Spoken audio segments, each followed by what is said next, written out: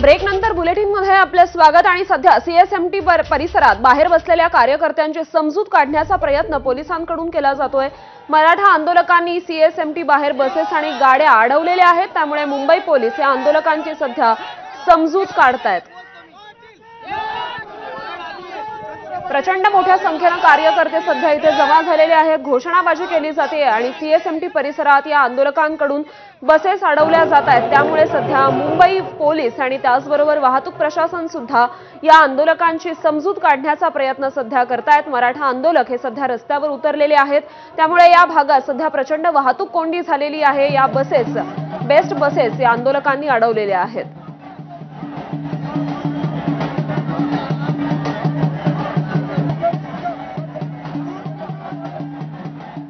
आणि यासोबत बुलेटिनमध्ये पुन्हा एक छोटासा ब्रेक। बघत रहा एबीपी माझा।